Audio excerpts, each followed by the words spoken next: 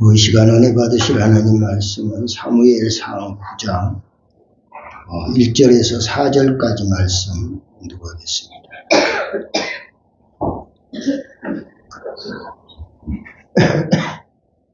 사무엘상 9장 1절에서 4절까지 말씀입니다.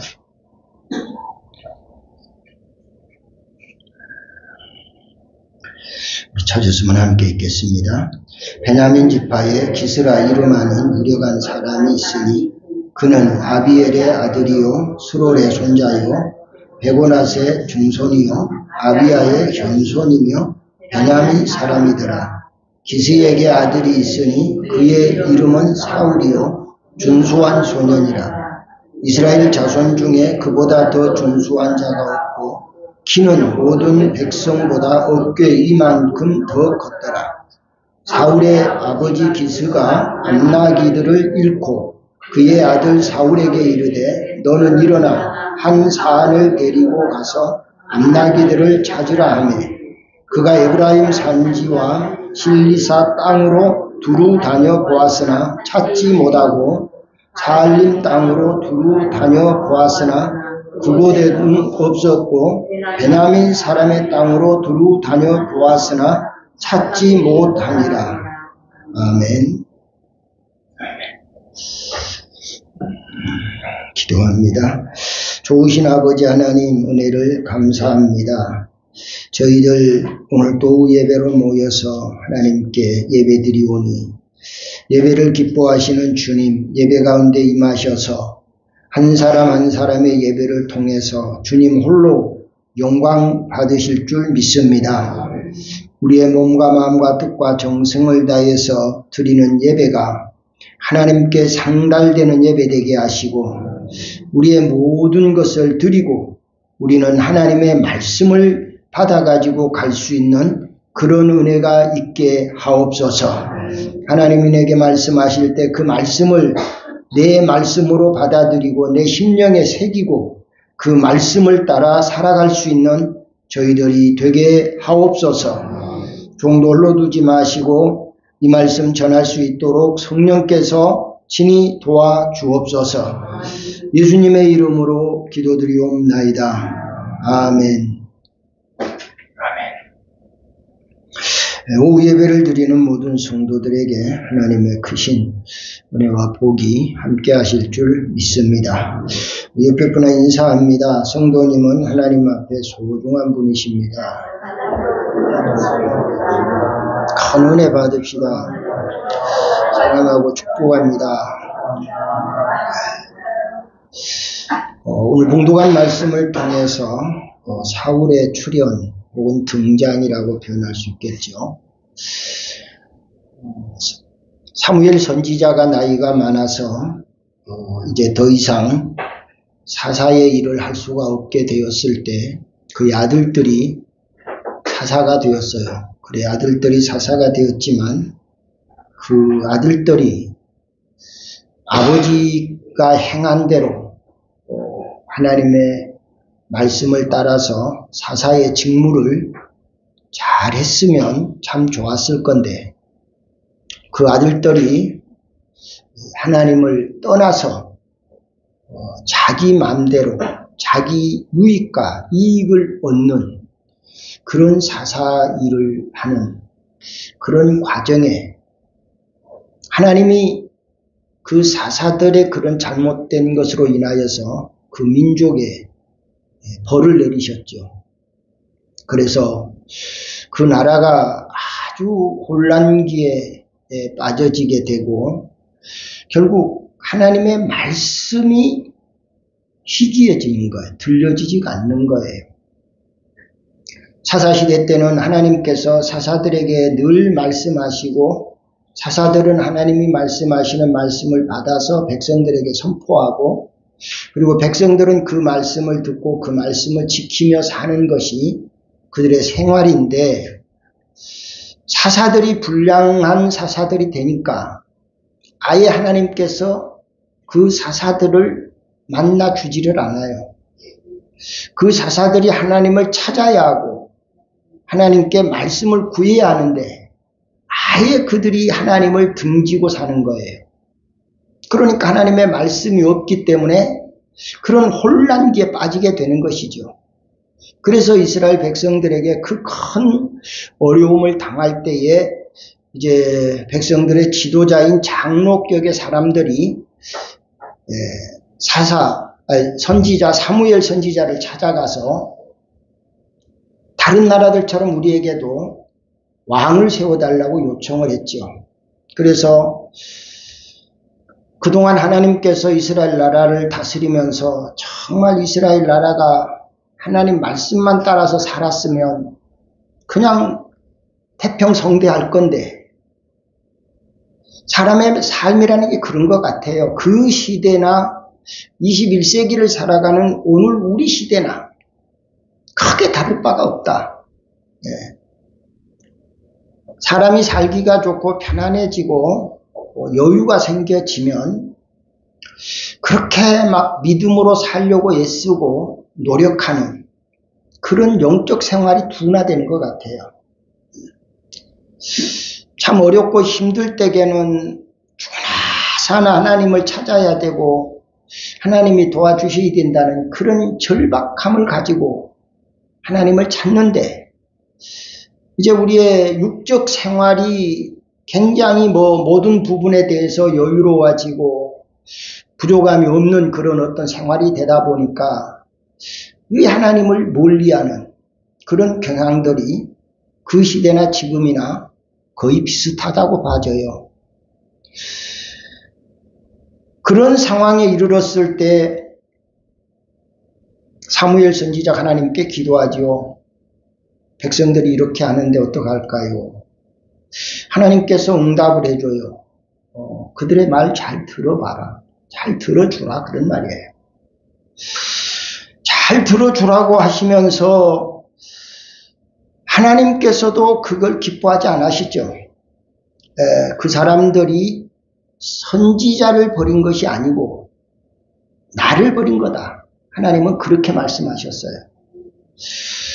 그렇지만 백성들이 너무 혼란기에 빠져 있고 어려움에 처해 있으니까 왕을 꼭 세워서 나라를 안정을 시켜달라고 요청을 할 때에 드디어 하나님께서 그렇게 하라고 허락을 해 주셨어요. 그리고 나서 이제 오늘 본문에 나오는 내용 속에 이스라엘의 이제 초대 왕이 되는 거지요. 이스라엘 나라에는 왕이 없었죠. 하나님이 아예 왕으로서 다 다스렸기 때문에 이제 인간의 왕을 세우는 것은 이스라엘에서 처음이란 말이에요. 그때에 저 사울이 오늘 말씀에 등장을 해요. 사울이 등장을 해서 이스라엘의 초대 왕이 됩니다마는, 그러나 오늘 말씀에서는 사울의 좀 장점을 이야기하지만 곧 넘어가면 사울의 또 단점이 또 나와요. 사울이 오늘 말씀에서는 굉장히 좋은 것에 대한 이야기를 하고 있지만 다음 장으로 들어가게 되어지면 또 사울에게도 큰 문제가 생기는 그런 상황에 이르게 돼요. 그래서 사울이 오늘 등장을 하게 되는데, 이스라엘의 초대 왕이 될 사람을 찾는 과정에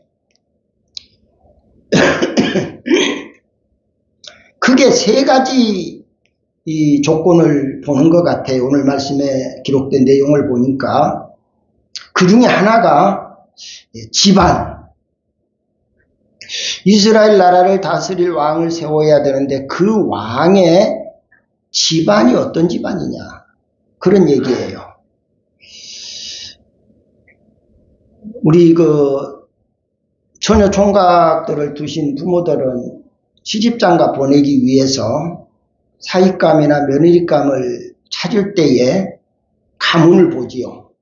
그 집의 집안이 어떤 내력인가에 대한 것을 보면서 결국 그 사람에 대한 어떤 내용을 보고 선택을 하는 경우들이 많아요. 그만큼 집안 내력은 중요하다는 거예요. 이유가 거기서 태어나서 거기서 배워서 거기서 성장을 했기 때문에 그 집안의 흐름이 있다는 거죠. 그래서 이스라엘의 초대 왕을 세우는 것도 그 집안이 굉장히 중요한 부분을 차지할 수 있다. 이런 관점에서 보는 것 같아요. 바로 그것이 1절에 기록된 말씀이지요. 1절에 보면은 그 가문에 대해서 이야기를 하고 있어요. 베냐민 지파 사람인데 사울이라는 사람은 기스라 이름하는 유력한 사람이 있는데 그는 아비엘의 아들이요 스롤의 손자요 베고낫의 중손이요 아비야의 현손이며 베냐민 사람이다. 그 출신에 관해서 그 집안 내력에 대해서 지금 거기에 기록을 했어요. 이런 기록을 보면은 괜찮은 집안이다. 이렇게 인정을 할 만하고, 두 번째로 보는 것이 외모였어요. 그래도 왕이 되려면 그래도 사람이 외모가 그래도 괜찮아야 되지 않겠느냐, 그런 이야기지요. 사람들은 보편적으로 사람을 볼 때에 외모를 보고 평가하는 경우들이 참 많죠. 그럴 수밖에 없는 것이 그 속은 알 수가 없으니까, 속은 보이지가 않으니까 속에 무엇이 들어있는지 우리는 알 수 없어요. 그래서 이제 외모를 보면서 평가하기가 쉬운데, 그 외모를 보고 평가는 하지만 그것이 맞을지 틀릴지는 아무도 모르는 거예요. 결과에 가서 봐야 그것이 맞다 틀렸다 얘기할 수 있는 거지, 보는 과정에서는 그것이 꼭 맞다 틀리다라고 할 수는 없는 것이다 라고 할 수 있어요. 그래서 그 사람 외모를 보니까 그 외모가 어떠냐? 외모가 어떠냐? 2절에 그렇게 말하고 있죠. 기스에게 아들이 있으니 그의 이름은 사울이요 준수한 소년이라 이랬어요. 준수한 소년이라. 이스라엘 자손 중에 그보다 더 준수한 자가 없고 키는 모든 백성보다 어깨 이만큼 더 크다. 예. 사울의 외모를 보니까 모든 사람이 호감을 가질 만큼 괜찮은 사람이다, 이런 얘기죠. 예. 그 사람 외모를 보니까 아주 준수한 사람. 예. 요즘 우리 시대도 처녀 총각들 배우자 고를 때 키 큰 사람 많이 보잖아요. 키가 커야 된다. 키가 커야 된다. 오늘 여기 사울을 보니까 사울처럼 준수한 사람이 이스라엘 역사에 지금 잘 없다, 그만한 사람이. 그리고 그 사람 키가 다른 사람에 비하니까 어깨 이만큼 더 크더라, 이런 얘기. 이런 관점으로 볼 때에 이스라엘의 왕감으로 모든 사람들이 볼 때에 호감 가는 그런 사람으로 기록하고 있어요. 그런 상황에서 이스라엘의 왕이 되게 되는데, 그리고 또 다른 하나를 보게 되어지면은 그의 도덕성이에요. 그가 가정 생활을, 소년 시절을, 청년 시절을 어떻게 살았느냐는 거예요. 예. 윤리 도덕적으로 사람이 살아가는데 예절이 있고 예의가 바른 사람들, 그런 사람은 일반적으로 사람들이 괜찮아요. 근데 예의가 없는 사람들 있잖아요. 예절이 안 되는 그런 분들 있잖아요. 그건 바람직하지 않지요. 제가 태국민턴 지도를 하면서 아이들에게 매 시간마다 시작할 때와 마칠 때 꼭 빠뜨리지 않고 교육하는 것이 하나가 있는데, 그것이 인사예요. 한 줄로 쭉 세워놓고 선생님에게 인사 연습한다. 그러면서 인사를 시켜요. 지금 선생님에게 인사하는 그 모습대로 학교 가면 학교 선생님에게, 학원 가면 학원 선생님에게, 집에 가면 부모님에게, 어른들 보면은 어른들에게 꼭 그런 자세로 인사를 해야 된다. 제가 그런 교육을 해요. 그런데 그런 교육을 하면서 뒤에 이제 그 센터장한테도 한번 물어봤어요. 애들 인사가 좀 어떠느냐. 물론 아직도 부족하긴 하지만 그래도 보편적으로 인사를 잘하고 있는 편이라고 하는 그런 이야기를 해요. 언젠가도 그런 말씀을 드렸죠. 인사만 잘해도 출세길이 열린다고. 전혀 믿어지지 않는가 봐요. 여러분들은. 인사만 잘해도 출세길이 열린다. 직장에 다니는 사람들이 동료들에게나 상사들에게 정말 인사만 반듯하게 담대하게 자신있게 인사만 잘해도 그 사람 기억에서 지워지지가 않아요. 일반 사람들처럼 그냥 평범하게 그냥 안녕하세요 안녕하세요 이런 수준의 인사가 아니고요. 뭔가 기억에 남는 인사, 정말 허리를 깊이 숙이면서 거기에 멘트는 여러 가지가 있을 수 있겠지요. 사장님 안녕하십니까? 상무님 평안하셨습니까? 뭔가 다른 사람하고 다른 그런 인사의 자세, 인사의 언어, 멘트 이런 것들이 출세할 수 있는 길이 열린다는 거예요. 그래서 사람에게 인사가 얼마나 중요한가. 우리 성도들도 인사를 잘하시는 분들은 참 잘하세요. 근데 잘 못하시는 분도 있어요. 저하고 인사할 때에도 어떤 사람은 그냥 지나가면서 안녕하세요. 안녕하시려고 한 사람이 있고 어떤 사람은 참 머리를 숙여서 인사도 하고 그런 분들이 있어요.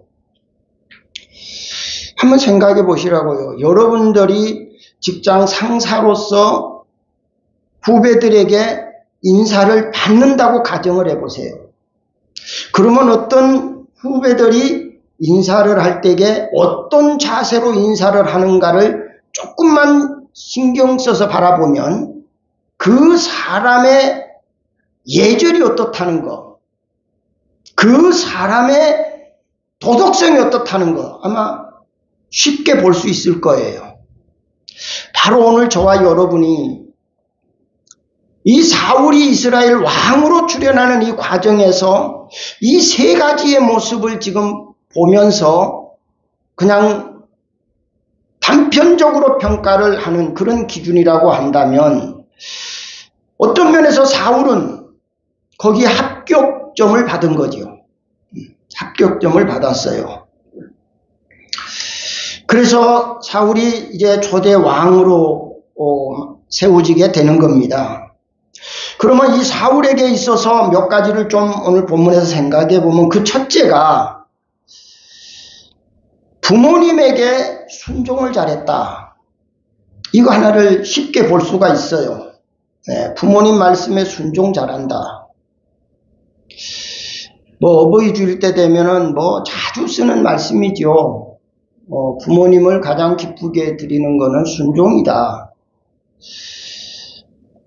무엇을 특별하게 잘해주는 것이 없어도 부모님이 뭔가를 말씀하실 때에 정말 겸손하게 받아들이고 공손히 거기에 대해서 대답을 하고 그 부모님 하시는 말씀을 내가 순종해주면 부모님의 마음은 더없이 좋지요.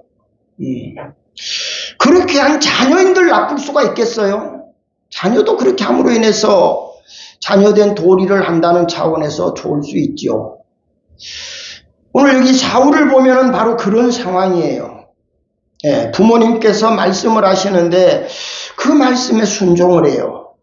그 아버지가 지금 일이 생겼는데 그 일이 뭐예요? 나귀를 잃어버렸어요. 3절의 말씀에 보니까 사울의 아버지 기스가 암나귀들을 잃고 그의 아들 사울에게 이르되 너는 일어나 한 사환을 데리고 가서 암나귀들을 찾아오라 이런 얘기를 해요. 나귀를 찾으러 가는 거 뭐 재미있을까요? 어쩌면은 방금 얘기한 것처럼 이 사람은 준수한 사람, 그리고 아주 용모가 좋은 사람, 그리고 그 집에는 아주 부잣집이에요. 종들도 많아요. 거기도 보니까 사환 한 사람 데리고 가라 그래요. 혼자 가라고 하지 않고 그 종 하나 데리고 같이 가. 그래서 같이 가서 나귀 좀 찾아와. 이런 얘기를 한단 말이에요. 어쩌면은 아들에게 시키지 않고 종들을 보내서 나귀를 찾아오라고 할 수 있어요. 또 그 정도로 괜찮은 집안이기 때문에 아들을 그렇게 고생시킬 필요도 없고, 어쩌면은 그 아들은 우리말로 표현하면 금수저 집안이라고 할 수 있어요. 그런데 그 나귀 그 찾으러 가는 거, 그 귀한 아들이 그런 차원에서 생각해 보면 뭐 아버지 나 뭐 할 일도 있고요, 나 바쁘고요, 또 뭐 종들도 많고요 등등 여러 가지 이유를 말할 수 있을 수준이 된단 말이에요. 그럼에도 불구하고 사울은 아버지가 그런 이야기를 했을 때에 거기에 대해서 아무런 대안이 없어요. 그리고 아버지가 말씀하신 말씀을 듣고 예, 그렇게 하겠습니다. 그러면서 산 하나를 데리고 같이 나귀를 찾으러 가는 거예요. 오늘 우리는 이런 짤막한 또 아주 사소한 이런 일들을 보면서 앞에서 말씀한 대로 이 사람의 도덕성을 생각한다고 그랬는데, 사람은 이렇게 작은 것 하나 하는 것을 보면서 이 사람의 본성이 어떻는가를 우리가 알 수 있단 말이에요. 네.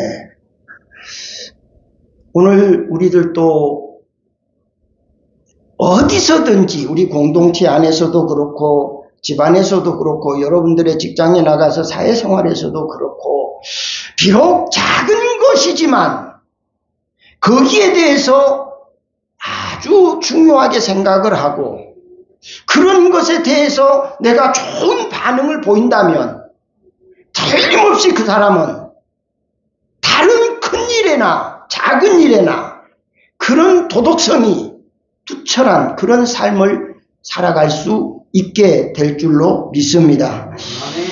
어쨌든 내가 조금 희생이 되고 내가 조금 유익이 없고 이익이 안 되더라도 이 공동체를 위해서 또 부모님을 위해서 또 어느 회사를 위해서 무엇을 할 때에 비록 작은 것일지라도 그런 것에 좀 관심을 가지고 정성껏 행한다면 틀림없이 그런 분들은 큰 일을 맡겨도 잘할 수 있는 사람이 될 줄로 믿습니다.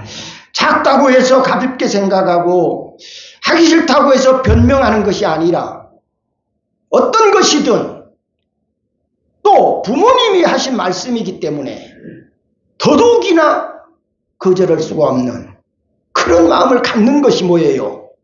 부모를 공경하는 마음 아니겠어요? 부모님을 부모님으로 인정하는 거 아니겠어요?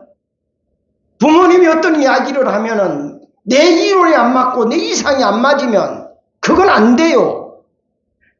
그건 하면 뭐 안 좋아요. 그건 안 할 거예요. 비록 부모님이 하시는 말씀이 조금 틀릴 수도 있어요. 그럴지라도 부모님은 부모님이잖아요. 그런 차원에서 이런 도덕성에 대한 교육성이 매우 중요하다라고 생각할 수 있어요. 오늘 우리들도 부모이면서도 또 자녀일 수 있어요.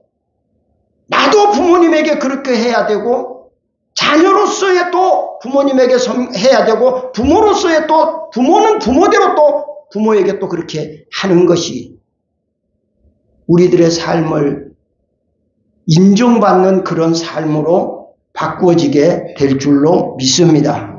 그래서 성경에는 부모님을 공경해야 된다라고 하는 말을 굉장히 강조하고 있죠. 네. 우리 늘 자주 보고 자주 읽는 말씀 에베소 6장 1절 3절을 볼까요? 자녀들아 주 안에서 너희 부모에게 순종하라. 이것이 옳으니라. 이로써 네가 잘되고 땅에서 장수한다. 결국 부모님에게 순종한다는 말은 부모를 공경하는 원리도 있지만 그러나 그것은 내가 잘되는 길이다. 내가 잘되는 길. 내가 복받고 내가 잘되려면 부모님 말씀을 잘 순종해라. 공경해라. 예. 우리는 부모님, 아버지가 두 분이라고 그런 얘기를 하잖아요. 영적인 아버지, 육신적인 아버지. 영적인 아버지, 하나님 말씀에 우리는 순종하는 것이 하나님을 공경하는 것이고 하나님을 하나님으로 인정하는 것이다. 부모님 말씀 안 듣는 것은 부모님을 부모님으로 인정하지 않는 것과 같은 거다. 하나님 말씀을 내가 안 들으면 하나님을 하나님으로 인정하지 않는 것과 같은 것이다. 아무리 틀린 말이고 맞지 않다고 할지라도 부모님을 부모님으로 존중한다면 부모님 말씀을 순종하는 것이 자녀의 도리인 줄 믿습니다. 어떤 아버지가 그랬다지요. 아들에게 소금 가마니를 저 물속에다가 집어넣으라고 그러더래요. 소금은 물에 들어가면 녹아버리죠. 쓸 수가 없죠. 그걸 맞는 말일까요? 무슨 이유 때문에 아버지가 소금을 저 물속에다가 집어넣으라고 할까? 아들의 이론으로는 정말 순종하기 어려워. 이 비싼 소금 돈 주고 샀는데 왜 이걸 물속에 넣으라고 할까? 아들의 이론, 지식, 그것 가지고는 아버지 그 말에 대해서 이해가 되지를 않아.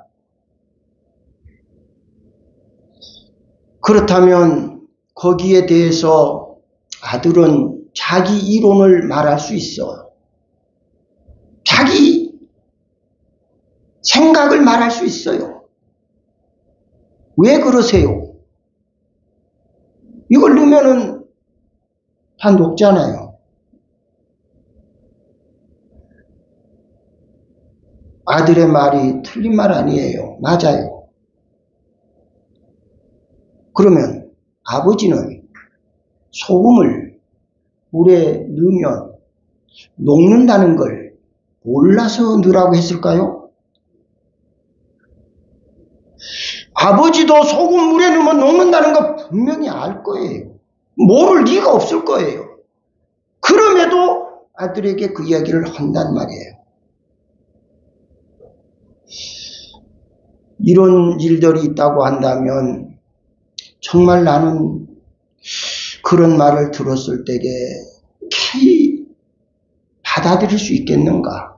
아멘. 순종할 수 있겠는가? 우리 한번 생각해 봐야 돼요. 비록 소금이 녹을지라도 아버지도 저 소금 물에 넣는 걸 넣으면 녹는다는 걸 아실 건데 분명히 거기는 넣으라고 하는 이유가 있을 거다는 얘기예요. 그렇다면 그것까지 우리가 생각한다면 그 아버지 하시는 말씀에 토 달지 말고 예 알겠습니다. 그리고 물에 넣으면 되는 거잖아요. 물에 넣으면 물에 넣었다고 해서 소금 네가 물에 넣었으니까 소금 사오라고 그러겠어요? 아버지가 넣으라고 해서 넣는 건데 넣는 것이 자식의 도리의 의무예요. 넣고 나면 그 뒷일은 아버지가 책임질 거거든요. 근데 우리는 그것이 안 맞는 거예요. 못 받아들이는 거예요. 그래서 순종하기가 어려운 거예요. 바로 이런 관점에서 우리가 순종이라고 하는 것은 매우 중요하다. 매우 중요하다. 오늘 우리가 하나님 앞에서나 우리 부모님들 앞에서나 이런 이야기들이 오고 갈 때에라도 정말 우리는 하나님을 하나님으로 부모님을 부모님으로 순종하는 마음으로 순종한다면 틀림없이 저기서 말씀한 것처럼 네가 잘 될 것이다. 네가 잘 될 것이다. 그런 하나님의 축복이 우리에게도 임했으면 좋겠어요. 주님은 그런 말씀을 하시죠. 내 눈에 보이는 부모를 잘 공경하는 사람이 눈에 보이지 않는 하나님도 잘 공경한다. 눈에 보이는 부모님 말씀에 공경 잘 안 하고 순종 잘 안 하는 사람은 눈에 보이지 않는 하나님 말씀에 순종하고 공경할 수 없다. 그런 말씀을 하신단 말이에요. 오늘 저와 여러분이 이 사울이 그런 가정에 좋은 환경에 살면서도 내가 안 해도 될 일임에도 불구하고 아버지가 말씀하시니까 아버지 말씀에 순종하는 것처럼 오늘 우리들도 아버지께서 말씀하시면 부모님께서 말씀하시면 순종 잘했으면 좋겠어요. 두 번째로 사울은 자기가 맡은 일에 성실했다는 거예요. 맡은 일에 성실했다. 주님은 그런 말씀을 하시죠. 작은 일을 잘하는 사람을 보시고 하시는 말씀이 내가 작은 일에 충성했으니까 내가 큰 것도 내게 맡기겠다. 작은 일에 충성하는 거 이거 중요한 거단 말이에요. 이 사울은 앞에서 말씀한 대로 금수저격으로 태어나서 좋은 가문에서 이제 살아온 그런 사람이니까 어떻게 보면은 버릇도 없을 수 있고 도덕성도 좀 빗나갈 수 있겠는데 그러나 이 사람은 그런 사람이 아닌 거예요. 4절 말씀해 보면 나귀를 찾으러 가지요. 찾으러 가서 4절에 그가 에브라임 산지와 살리사 땅으로 두루 다녀 보았으나 찾지 못하고 살림 땅으로 두루 다녀 보았으나 그곳에는 없었고 베냐민 사람의 땅으로 두루 다녀 보았으나 못 찾았어요.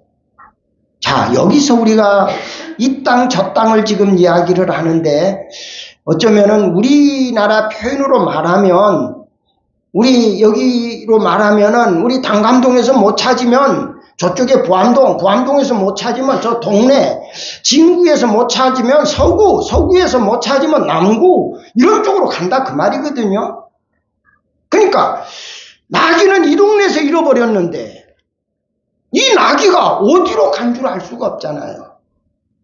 그런데 이 사울이라고 하는 사람이 그 큰 집안의 부잣집에서 나귀 그거 암낙 잃어버렸다고 해서 아들을 그렇게 고생시킬 수 있겠냔 말이에요. 그거 없어도 되고 있어도 될 건데. 그런데 사울이라는 이 아들은 아버지가 말씀하신 말씀에 순종을 해서 그 내게 맡겨진 일에 대해서 기어코라도 그 나귀를 찾아보겠다고 동서남북을 헤매고 다닌단 말이에요. 이게 자기가 맡은 일이 얼마나 중요하다는 것을 느끼는 거고 깨달은 것이죠. 오늘 저와 여러분도 똑같은 입장에서 우리 가정에 가면 가정에서도 내가 할 일이 있어요. 회사에 가면 회사에서도 여러분들이 맡은 그 일이 있어요. 그 역할이. 교회도 오면 교회에서도 그 역할이 있고 그 일이 있어요. 각자의 직분이 다 있어요. 자, 이런 일을 내가 누군가로부터 부탁을 받았다고 한다면 내가 그 일에 대해서 얼마만큼 성실하게 정말 그 일을 완벽하게 하기 위해서 얼마만큼 노력을 하느냐는 것이죠. 이 사울을 보면은 얼마만큼 자기가 맡겨진 일에 대해서 최선을 다해서 그 나귀를 찾아야 되겠다고 하는 그 열심, 그 열정을 우리가 느낄 수 있잖아요. 우리 흔히 그런 걸 보지요. 저 바다에 사람이 실종되었을 때에 실종된 장소는 이곳인데 처음에는 그 주변을 찾아보다가 안 되면은 계속 확대하지요. 그 지역을 아주 멀리까지 확대를 해서 찾기를 노력한단 말이죠.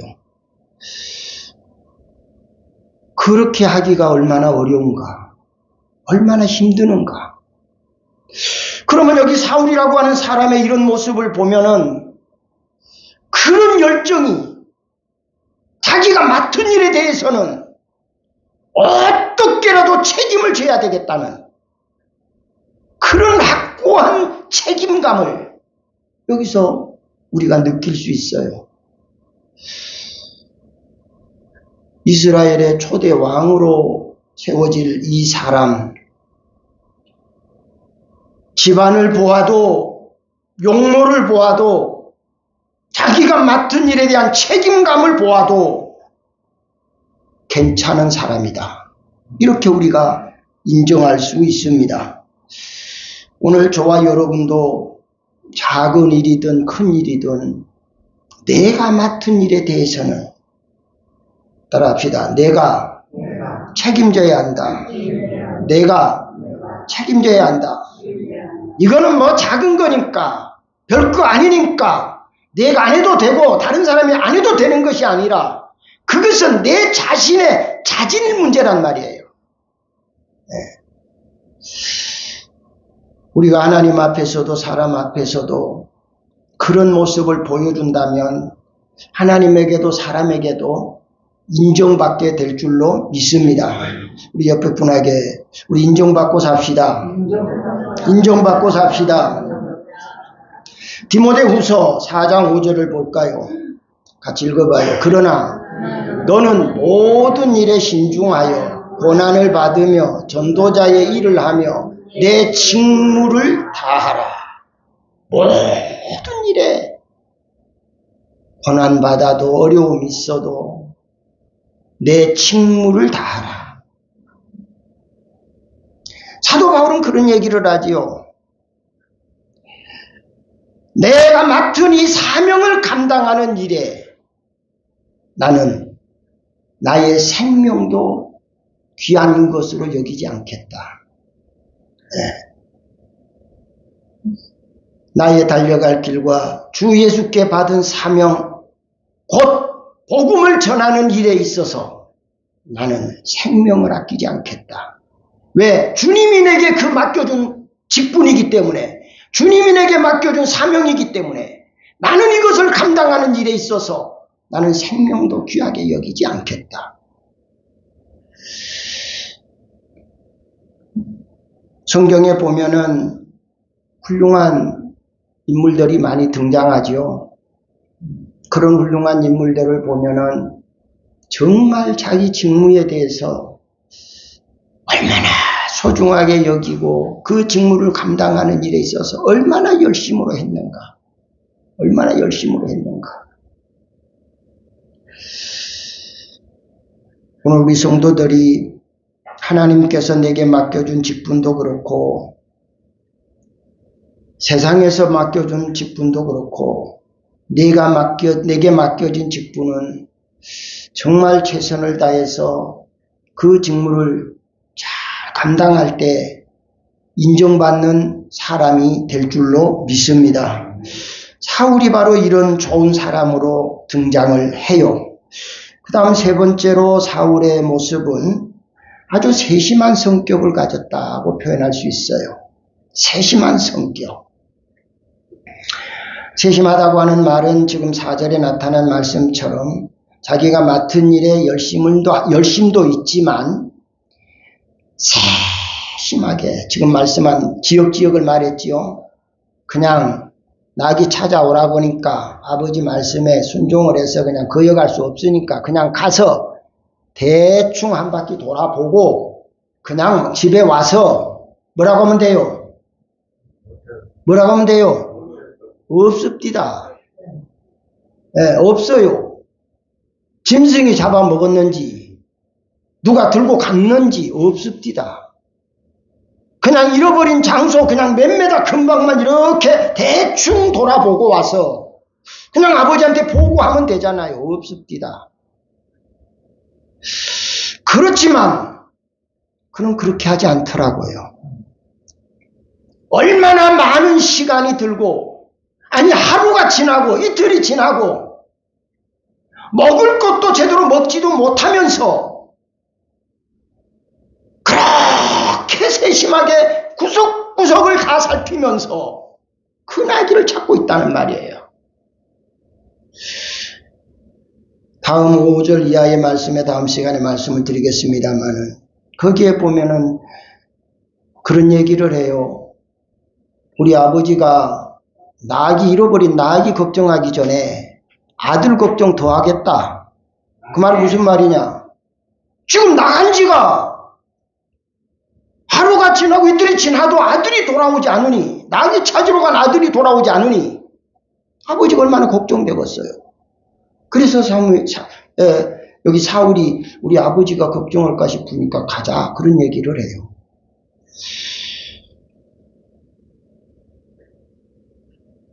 사랑하는 성도 여러분, 오늘 우리가 어떤 한 가지 일을 할 때에 이렇게 세심한 마음을 가지고 일한다는 거 참 중요하다.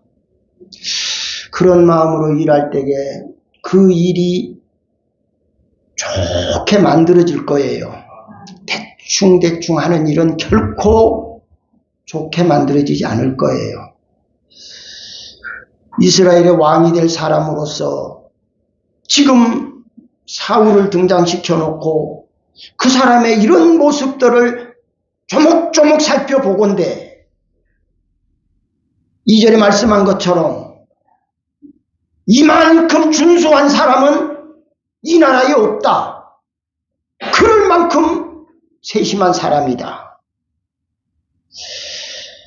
오늘 우리들도 어떤 일이든지 좀 심려를 기울이고 하면은 그 결과는 반드시 좋을 거예요. 반드시 좋을 거예요. 열왕기하 4장 13절을 볼까요? 같이 읽어볼까요? 엘리사가 자기 사환에게 이르되 너는 그에게 이르라. 내가 이같이 우리를 위하여 세심한 배려를 하는도다. 내가 너를 위하여 무엇을 하랴? 왕에게나 사령관에게 무슨 구할 것이 있느냐 하니 여인이 이르되 나는 내 백성 중에 거주하나이다 하니라. 여기서 세심한 배려를 했다는 거예요. 세심한 배려를. 엘리사가 늘 다니는 길목인데 그 길목 안에 한 집이 있는데 그 집에 들려서 식사를 하고 쉬었다가 가곤 해요. 그랬더니 그 주인이 이분을 자세히 살펴보니까 하나님의 사람인 거예요. 그래서 하나님의 사람이 우리 집에 이렇게 잠깐 들려서 쉬었다 가시고 음식도 잡수고 가시는데 이 사람을 그냥 식사만 대접하고 그냥 쉬었다 가라고만 해서는 안 되겠다. 그래서 이 여인이 다락방을 하나 만들어서 거기에다가 책상을 만들어 놓고 의자를 만들어 놓고 거기다가 등불을 켜놓고 이제 이분이 오시면 여기서 쉬었다 가세요. 여기 앉아서 책도 보시고 이렇게 해주는 거예요. 그래서 엘리사가 그것을 보는 거예요. 그것을 보고 좀 이야기하는 거예요. 이같이 우리를 위하여 세심한 배려를 했다. 너무 고맙지요. 그래서 엘리사가 그 여인에게 하는 말이 너에게 무엇이 필요하냐? 필요한 거 있으면 내가 도와줄게. 그런 얘기를 하니까 나 필요한 거 없어요. 그때에 엘리사가 확인해 보니까 그 집에 아기가 없어요. 그래서 그 여인에게 아기를 낳게 해주는 거예요. 그 뒤에 이제 얘기인데요. 무슨 말인가 하면 이렇게 하나님의 사람인 줄 알고 아니 나그네라고 할지라도 이렇게 세심한 배려를 했을 때에 어찌 그 은혜를 저버릴 수 있겠어요. 더더욱이나 하나님의 사람에게 저렇게 세심한 배려를 했으니 어떻게 그걸 잊어버릴 수 있겠어요? 그래서 엘리사는 그 여인의 집에 아주 중요한 필요한 것으로 그에게 보답해 주는 거란 말이에요. 사랑하는 성도 여러분, 이 사울이 이스라엘의 초대왕으로 등장하면서 사울에 관한 이런 모습들, 부모님 말씀에 순종하는 모습, 작은 일이지만 열성을 다해서 최선을 다하는 모습, 그리고 별거 아닌 것이지만 아주 세심한 그런 마음가짐을 가지고 아주 구석구석이 잘 찾는 그런 세심한 모습. 오늘 저와 여러분도 이런 모습들을 보고 배워서 우리의 삶에 적용한다면 우리의 삶도 하나님 앞에서나 사람들 앞에 다 인정받게 될 줄로 믿습니다. 우리 모든 성도들이 이런 모습을 본받고 이런 삶을 통해서 남은 인생을 보다 더 좋은 인생으로 살아가고 평가받을 수 있는 그런 성도들 될 수 있기를 주님의 이름으로 축원합니다. 좋으신 아버지 하나님 은혜를 감사합니다. 이스라엘 민족 속에 이제 필요한 왕을 세워야 되는 이 관점에서 왕의 자격이 어떤 사람이라야 되는가에 대한 그런 내용 속에 사울을 보면서 사울에게 나타난 이런 좋은 장점들을 보면서 오늘 우리들도 그런 좋은 모습을 본받고 닮아 실천하면서 하나님 앞에도 사람들에게도 인정을 받을 수 있는, 칭찬을 받을 수 있는 그런 성도들 다 되게 하여 주시옵소서. 예수님의 이름으로 기도드리옵나이다. 아멘.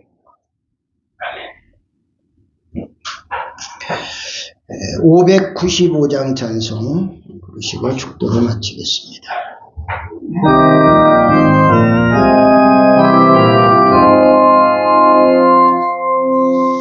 나 맡은 본분은 구주를 높이고 문명과 구원을 잘 인도하니라. 부르신 받들어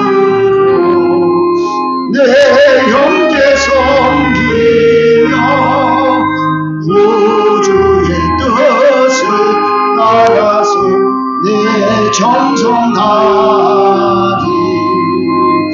그 앞에 모든 일 잘행케 하시고 이후에 주는 배울 때 상 받게 하소서.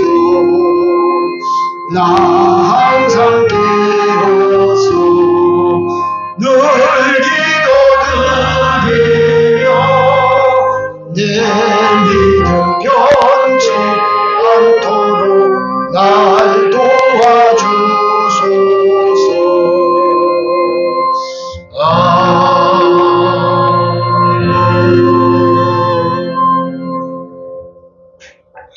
지금은 우리 구주 예수 그리스도의 은혜와 하나님 아버지의 무한한 사랑하심과 성령의 감화 감동 이로 교통 충만하신 은혜가 사울처럼 우리도 좋은 품성을 가꾸어 하나님 앞에도 사람들 앞에도 인정받고 칭송 들으며 살기를 원하는 모든 성도들 머리머리 위에, 교회 위에, 가정 위에, 성업 위에, 자녀들 위에 영원히 함께 있을지어다.